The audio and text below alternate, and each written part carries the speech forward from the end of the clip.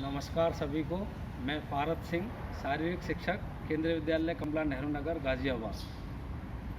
आज मैं आपको सबसे पहले तो आप सभी को राष्ट्रीय खेल दिवस की हार्दिक शुभकामनाएं। हम प्रत्येक वर्ष 29 अगस्त को राष्ट्रीय खेल दिवस के रूप में पूरे देश में बड़ी धूमधाम और हर्षोल्लास के साथ मनाते हैं।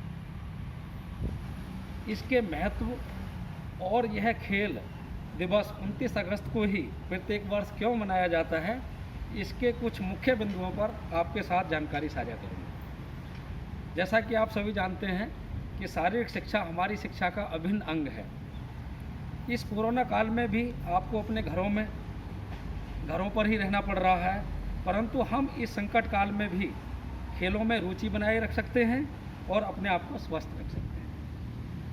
हर साल 29 अगस्त को हम पूरे देश में राष्ट्रीय खेल दिवस के रूप में बड़े हर्ष और उल्लास के साथ मनाते हैं। यह दिवस खिलाड़ी मेजर ध्यानचंद जी के जन्म दिवस के अवसर पर मनाया जाता है। इस दिन खेलों में उत्कृष्ट प्रदर्शन करने वाले खिलाड़ियों को राष्ट्रपति भवन में महामहिम राष्ट्रपति जी अनेक खेल पुरस्कारों से खिलाड़ियों को सम्मानित करते हैं, जिसमें राजीव गांधी खेल रत्न पुरस्कार, ध्यानचंद पुरस्कार, द्रोणाचार्य पुरस्कार के अलावा अर्जुन पुरस्कार एवं तेंजिंग नॉर्वे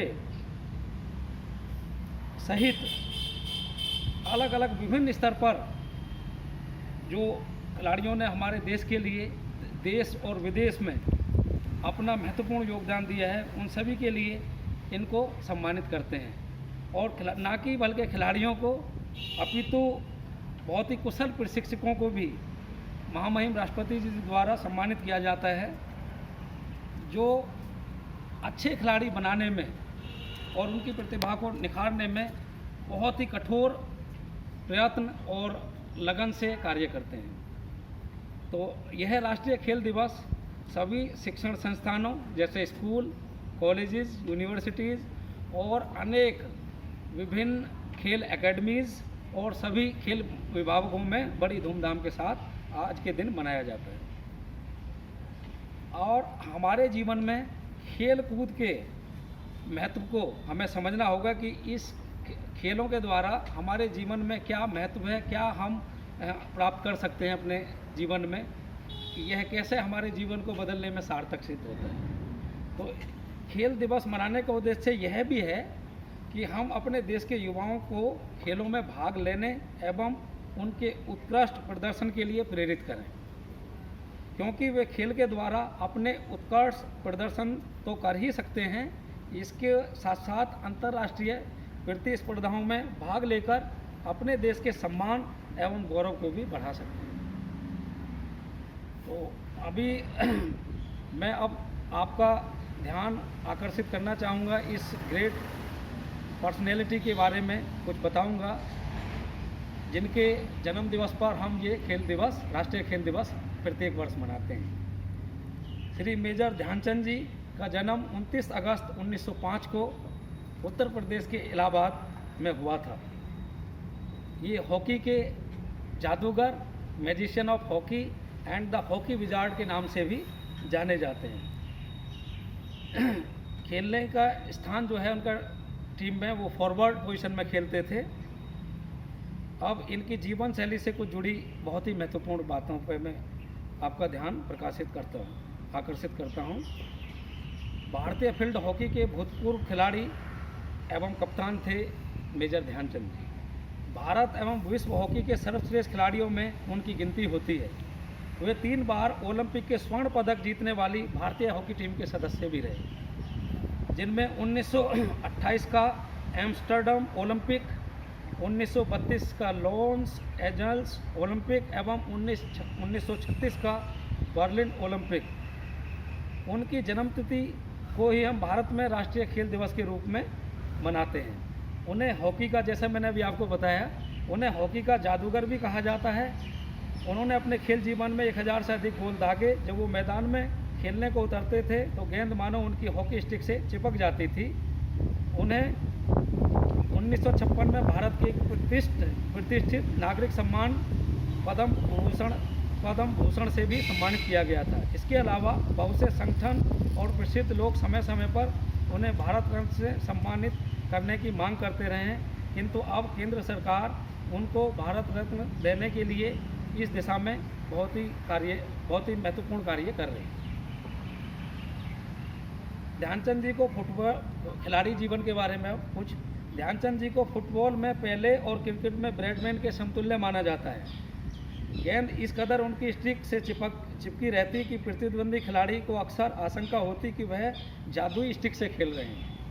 यहाँ तक कि हॉलैंड में उनकी हॉकी स्टिक में चुंबक होने की आशंका में उनकी स्टिक तोड़कर रख दी गई। जापान में ध्यानचंद जी की हॉकी स्टिक में जिस तरह गेंद चिपकी रहती थी, उसे देखकर उनकी हॉकी स्टिक में गोंद लगे होने की भी बात कही थी।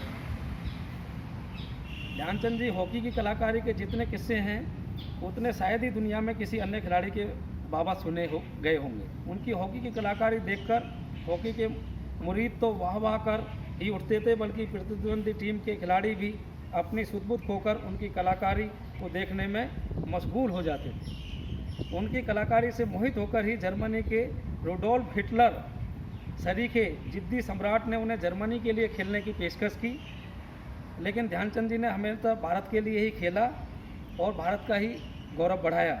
वियना में ध्यानचंद की 4 हाथ में 4 हॉकी स्टिक लिए एक मूर्ति लगाई और दिखाया गया कि ध्यानचंद कितने ज़बरदस्त खिलाड़ी थे। जब ये ब्राह्मण रेजिमेंट में थे, उस समय मेजर पले तिवारी से जो हॉकी के शौकीन थे, हॉकी का प्रथम पाठ सीखा। सन 1922 में से 1926 तक सेना की ही प्रतियोगिताओं में हॉकी खेले। दिल्ली में हुई वार्षिक प्रतियोगिता में जब इन्हें सराहा गया तो इनका हौसला बढ़ा। 13 मई 1926 को न्यूजीलैंड में पहला मैच खेला था। न्यूजीलैंड में 21 मैच खेले, जिनमें टेस्ट मैचों में इन 21 मैचों में 18 मैच जीते, 2 मैच निर्णीत रहे और 1 में हार मिली। पूरे मैचों में इन्होंने 192 गोल बनाए, उन पर कुल 24 गोल ही हुए। 27 मई सन 1932 को श्रीलंका में 2 मैच खेले, उनमें दोनों मैच जीते और 10-0 और 21-0 से दोनों मैचों में इन्होंने सफलता हासिल की। भारतीय हॉकी दल के न्यूजीलैंड के दौरे पर इन्हें दल ने 49 मैच खेले, जिसमें 48 मैच जीते और 1 वर्षा होने के कारण स्थगित कर दिया गया। अंतर्राष्ट्रीय मैचों में उन्होंने 400 से अधिक गोल दागे और अप्रैल 1949 को प्रथम कोटि की हॉकी से संन्यास ले लिया। तो ये कुछ महत्वपूर्ण जानकारी जो मैंने श्री मेजर ध्यानचंद जी के बारे में आपके साथ साझा की। ये ऐसी महान शख्सियत, खेल जगत में एक ऐसी महान शख्सियत थे कि जिनके बारे में जितना कहा जाए उतना कम है। तो मैंने अभी आपको इनके महत्वपूर्ण बिंदुओं पर कुछ प्रकाश डाला और अंत में 3 दिसंबर 1979 को इनकी दिल्ली में इनका देहांत हो गया। तो इस तरह इनका सफ़र रहा और इनसे हम सभी प्रेरणा लेते हैं कि हम सब भी इनके नक्शे कदम पर चलकर खेलों में उत्कृष्ट प्रदर्शन करेंगे, ना कि राष्ट्रीय स्तर पर बल्कि अंतर्राष्ट्रीय स्तर पर भी हम अपने खेलों में अपने देश का नाम को गौरवान्वित करेंगे। तो मैं इन्हीं शब्दों के साथ अपनी वाणी को विराम देता हूँ। जय हिंद, जय भारत।